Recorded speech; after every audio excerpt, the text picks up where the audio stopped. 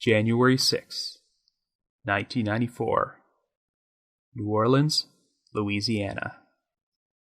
23-year-old Ylenia Carrisi, daughter of a famous singing duo and a minor celebrity in her home country of Italy, has embarked on a solo trip around the world. Shortly after arriving in New Orleans, Ylenia vanishes without explanation. The disappearance would generate a few leads, including a musician who attempted to use Ylenia's traveler's checks, and a witness who allegedly saw her jump into the Mississippi River.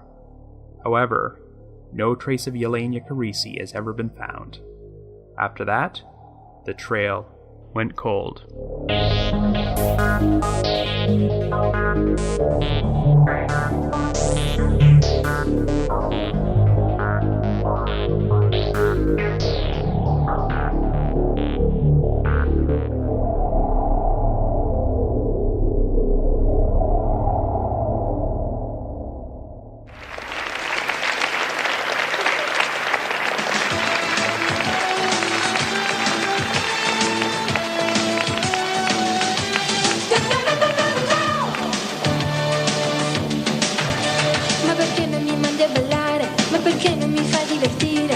Solo a mandarmi a dormire e gli amici si danno da fare.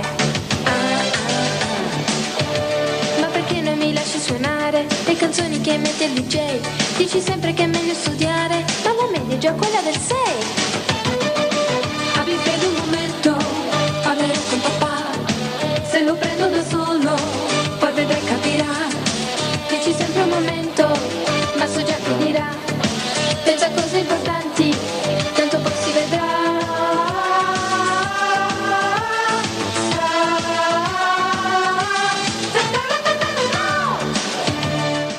Hello everyone, and welcome to the latest Minisode of The Trail Went Cold. I'm your host Robin Warder, and today I will be covering an unsolved mystery involving someone who was a fairly famous person in their home country, the 1994 disappearance of Ylenia Carrisi. That soundbite you just heard was from an Italian TV show where Ylenia delivered a live performance of the song Abbi Fede, English translation Have Faith, alongside her even more famous mother, Romina Power. You might recognize this story because it was featured in my List First article, 10 Entertainment Careers Cut Short by Unsolved Mysteries. And of course, I recently included all these cases in a poll where I allowed you, the listeners, to vote on which mystery you wanted me to feature on my 1-year anniversary episode. Well, Ylenia Carrisi didn't win, but I'm featuring her now because this is a request from a listener named Alice, who has been a fan of The Trail Went Cold since the very beginning, is one of our monthly donors, and also happens to hail from New Orleans, where this story takes place. So thank you for the suggestion, Alice, and for your support of our podcast. Anyway, Ylenia Carrisi may not be a well-known name in North America, but she was a minor celebrity in her native Italy, so her disappearance became a pretty big story over there and remains one of the country's most famous unsolved mysteries. But before we get started on it, just a brief reminder that The Trail Went Cold is a weekly podcast which alternates between our regular full-length episodes and shorter minisodes like this one. We deliver either a new full-length episode or a new minisode every Wednesday.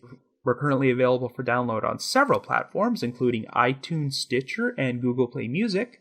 So if you like this podcast, be sure to subscribe to it, and please leave us a rating or review at any of these sites, as that will help us garner more exposure.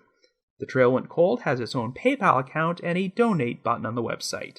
If there's anyone out there who's feeling generous and wants to make a donation, we would greatly appreciate it, and we'll be sure to give you a shout out on a future episode.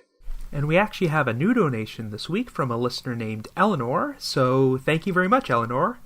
And since we're entering a new month of April, I would be remiss if I didn't provide a shout out to our listeners who have signed up for regular monthly donations, which include, of course, Alice, who requested today's case, along with Amber, Dawn, and Casey.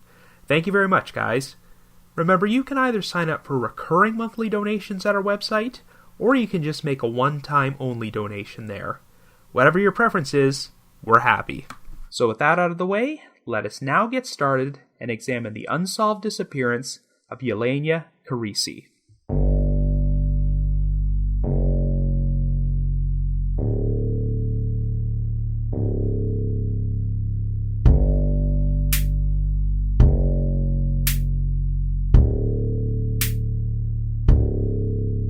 Our story begins in New Orleans in 1994. Our central figure is 23-year-old Ylenia Carrisi, who originally hails from Rome. Ylenia's family has a long and prominent history in show business. Her parents are Albano Carrisi and Romina Power, a popular singing duo who released a number of successful albums in Europe and were often referred to as the Sonny and Cher of Italy. Before she met her husband and became a singer, Romina had a successful career as an actress, which might have something to do with the fact that both her parents were actors, and her father happened to be the iconic Hollywood star Tyrone Power. While Ylenia has not seriously pursued a career in the acting or singing fields, she has found fame by essentially becoming the Italian Vanna White, as she got herself a gig as the letter turner on that country's version of Wheel of Fortune. However, Ylenia's goal is to become a novelist, and she is currently pursuing a degree in literature at King's College London. In 1993, she decided she wanted to put her studies on hold by embarking on a solo backpacking trip around the world, and sold off most of her personal possessions in order to finance it. Her plan is to keep a journal of her experiences and turn them into a book. As part of her journey, Ylenia traveled to Central America and spent several months living in Hopkins, a coastal village in the country of Belize. Shortly after Christmas, Ylenia left the village and traveled to New Orleans. She had previously spent some time there during the summer and was absolutely enamored by the city. Since Ylenia spoke fluent English, she often spent time hanging out with street musicians and homeless people and chronicling these experiences in her journal. Anyway, on New Year's Eve, shortly after she arrived in New Orleans, Ylenia checked into La Dalle, a cheap hotel located near the French Quarter which was often occupied by transients. She spent the next few days in the city, and the last confirmed sighting of Ylenia took place on January 6th, when she left the hotel at around 11 a.m. and was seen hanging around the French Quarter later that day. But after that, she disappeared without explanation and has not been seen since. Ylenia's parents had last spoken to her on the phone on New Year's Day, but after not hearing from her again for weeks, they convinced a family friend to officially report her missing to the New Orleans police on January 18th. The police searched the area, but could turn up no trace of Ylenia.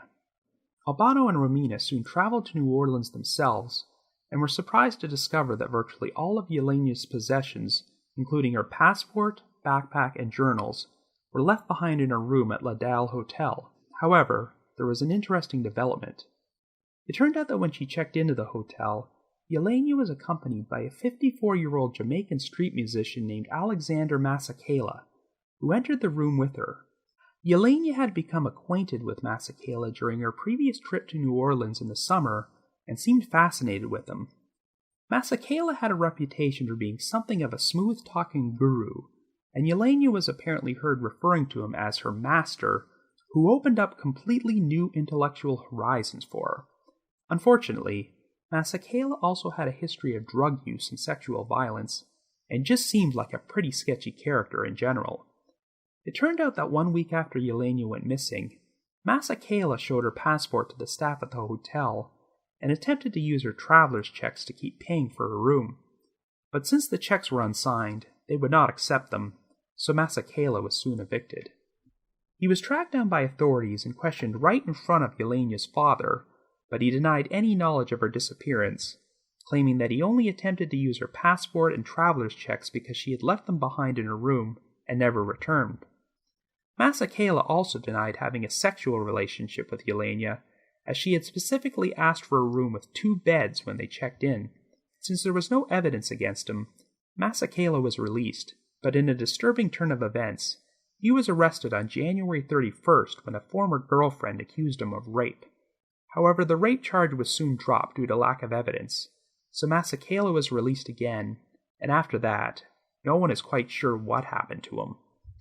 There would soon be another surprising development which took the case in an entirely different direction. A security guard who worked for the New Orleans tourist attraction, the Audubon Aquarium of the Americas, claimed that at around 11:30 p.m. on January 6th, the same day Ylenia disappeared, he saw a young blonde woman resembling Ylenia sitting on a wharf in Woldenberg Park next to the Mississippi River. When the guard asked the woman to move along because the park was closed, she said, "I belong in the water anyway," before jumping into the river. The woman swam for about 100 yards, but when a tanker passed by and made some large waves, it became apparent that she was struggling against the current and beginning to panic. After screaming for help, she soon sank into the water and never resurfaced. The Coast Guard searched the area and failed to turn up any trace of the young woman, but given the direction of the current, it's possible her body could have drifted into the Gulf of Mexico and out to sea. Anyway, when Ylenia disappeared, she was last seen wearing a flower print dress and a waist-length white jacket, and the security guard described the blonde woman he saw as wearing similar-looking clothing. There are enough similarities to suggest this woman might be Ylenia, but after looking at photographs, the guard stated that it could have been her, but that it was too dark that night to make a positive ID. There was also another witness who saw Ylenia's photo in the paper and claimed he had bumped into her in the street the day after this woman jumped into the water, and that she spoke to him in Italian. Nonetheless, the New Orleans police seemed to lean towards the idea that Ylenia and the drowning woman were one and the same.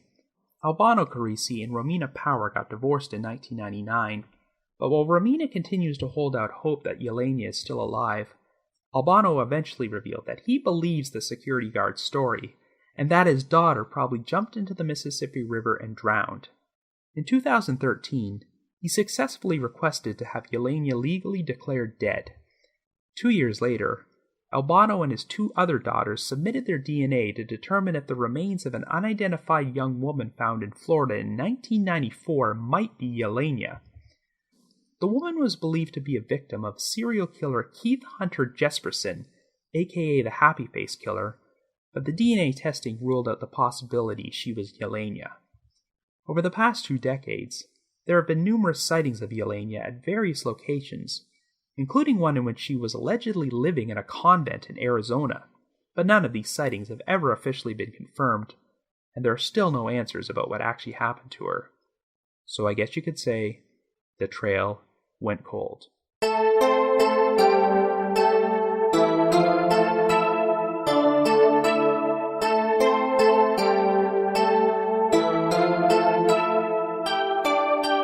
Okay, so now I'm going to tell you about the biggest obstacle I faced while researching this case. Ylenia's disappearance initially got quite a bit of exposure in the North American media, but it died down after a couple of months.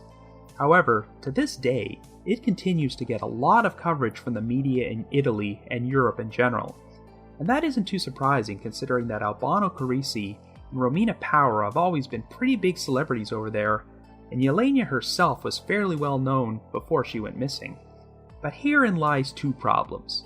Number 1, a lot of the more recent sources you're going to find online are in Italian, and as anyone who's ever used Google Translate can tell you, the English translations are never going to be perfect. And number 2, many of these sources are tabloids, and as shocking as this may sound, tabloids have a tendency to sensationalize things and spread misinformation. Like I just said, there have been rumors over the past several years that Ylenia is living in a convent in Arizona, and it looks like the tabloids were the primary source of this. I've actually come across a few sources which seem to treat this whole convent rumor as an outright confirmed fact, but this is just not true at all, and her family has flat out dismissed a lot of these rumors as nonsense. It's almost like Ylenia Carrisi has become the Elvis Presley of Italy, as people love to spread stories about seeing her alive somewhere. Even the initial media reports about the case had a bunch of sensationalized material in there, such as how Ylenia got mixed up in New Orleans voodoo and fell prey to some curse or spell that was placed on her. So my analysis will focus primarily on the known facts of this case. There's one interesting tidbit I neglected to mention before because I'm not sure of its truthfulness. During the summer of 1993, Ylenia's parents actually accompanied her during her initial trip to New Orleans. They then left her behind to travel to Florida, but were surprised when Ylenia joined them there 2 days later, claiming that she feared 2 men in New Orleans were planning to drug and kill her.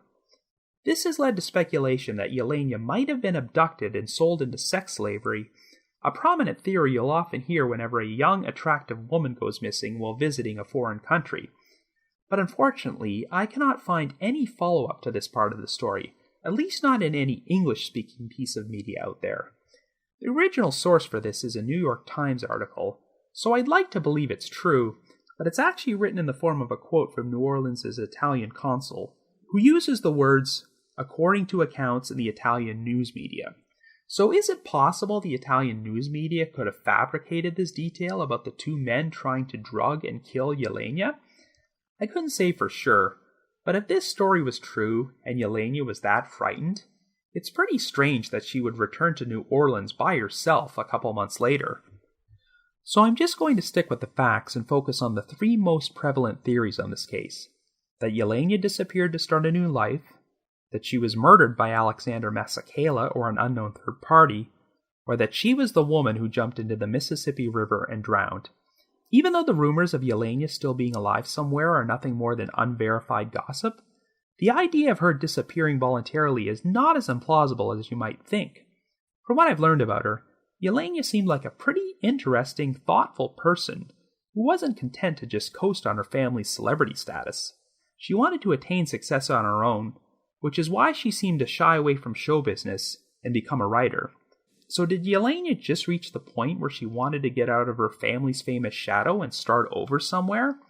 Well, the big problem with this theory is that she left behind all of her personal items in her hotel room, including the journals which she'd spent the last several months of her life writing. I'd be curious if she wrote anything in those journals which gave any indication that she was thinking of disappearing and starting a new life, but as far as I know, nothing like that has ever been publicly released. I can't vouch for how much cash Ylenia might have had on her when she went missing, but we know she left her traveler's checks behind, so if she decided to disappear voluntarily, she essentially did so with nothing more than the clothes on her back. Now let's say you believe the rumor that Ylenia joined a convent in Arizona. Yes, that would be a situation where someone might abandon all their personal possessions and start afresh.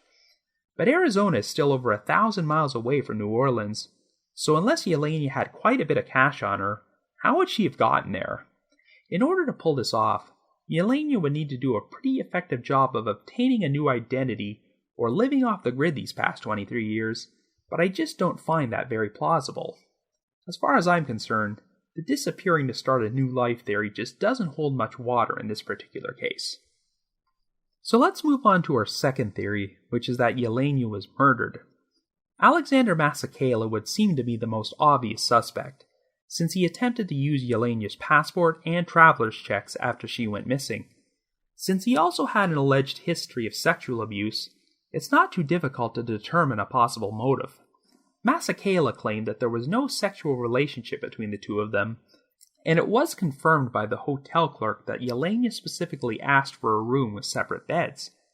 This seems to indicate that Ylenia did not have any interest in a sexual relationship, but if Masekela felt differently and attempted to force himself on her, I could see things getting out of control and ending up with Ylenia's murder. Considering that Masekela was hit with an unrelated rape charge only weeks after Ylenia's disappearance, it's not a stretch to believe this might have happened. However, if he did kill Ylenia, then it seems awfully brazen for him to hang around the exact same hotel they were staying at for an entire week after she disappeared, and then attempt to use her passport and her traveler's checks. If Masekela was guilty, this almost sounds like one of those too stupid to be true scenarios. Since the two of them had been seen checking in together, surely Masekela would have known that he'd instantly become the prime suspect. He also stuck around in New Orleans, so it wasn't too hard for police to find him once Ylenia was reported missing. I don't know, I have no doubt that Masekela was a sketchy character, but I do think it's possible he had nothing to do with Ylenia's disappearance. I think it's more likely he was just an opportunist. It sounds like the guy was essentially using Ylenia as his meal ticket, and when she didn't return to the hotel for a week, and he realized the bill for their room was due, he tried to use Ylenia's traveler's checks to pay for his lodgings. I think that if Masekela had killed her, he would have hightailed it out of the hotel immediately and attempted to use those traveler's checks elsewhere. It's pretty sleazy behavior to be sure, but it doesn't necessarily mean he's a murderer. Now, even if Masekela is innocent, Ylenia still could have been murdered by an unknown third party. Ylenia did spend a lot of time befriending transients and homeless people in New Orleans, so she easily could have crossed paths with the wrong person. However, all speculation about foul play goes out the window if our third major theory is true. Was Ylenia the young woman seen drowning in the Mississippi River?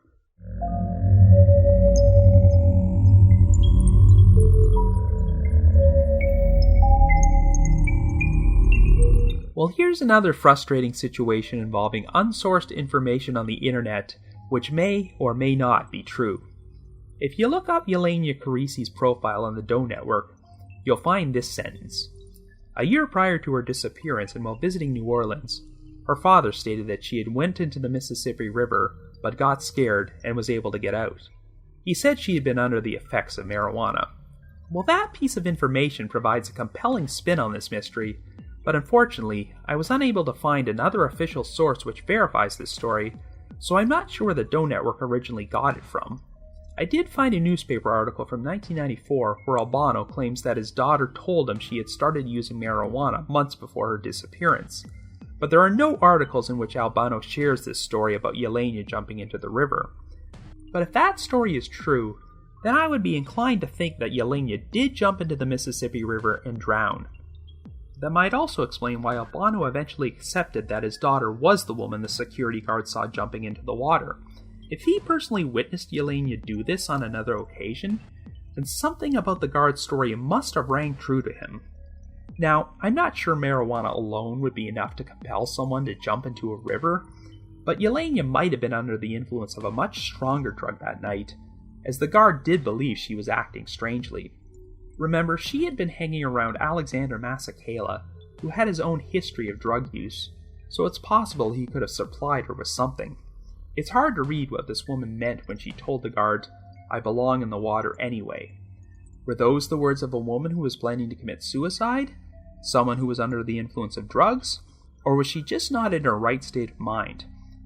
There's never been any indication that Ylenia was suicidal or suffered from mental illness, but sometimes you just cannot predict things like that. From his brief interaction with her, the security guard did not believe the woman was suicidal, as she seemed pretty panicky when she started struggling against the current and couldn't swim to safety. Of course, all speculation about Ylenia's possible mental state is pointless if this woman wasn't actually her.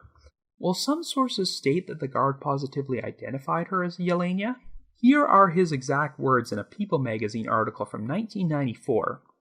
Based on the photographs the police showed me, I'd say it wasn't her. But it could have been. I don't know for sure. It was dark. I've stated countless times on this podcast that eyewitness sightings of missing persons cannot be considered 100% reliable, so at least this witness did acknowledge that he couldn't be sure if he saw Ylenia. By the way, just in case you were skeptical about the security guard's story and wondered if he might have made it up, there was one other corroborating witness, a security guard on a passing riverboat, who also reported seeing a woman struggling in the water that night. It is a certainty that a woman did drown there, but the big question is whether or not it was Ylenia. But I don't know. In the back of my mind, it seems like too much of coincidence that a completely random blonde woman matching Ylenia's description and wearing similar-looking clothing would just happen to jump into a river on the exact night Ylenia disappeared, in the same city no less. And if that was some other blonde woman, then who was she? It doesn't look like there were reports of any other missing blonde women resembling Ylenia in New Orleans at that time. If this incident was in fact an exact repeat of something which Ylenia had done before on a previous occasion, then I'd say the drowning theory is the most logical explanation for what happened to her. Don't get me wrong, I'm still on the fence here. I can't completely discount any of the other theories, and it's just as possible that Ylenia ran into foul play or something. Overall, however, I'd say drowning is the most likely theory. But the unfortunate side effect is that this would prevent her family from ever attaining closure.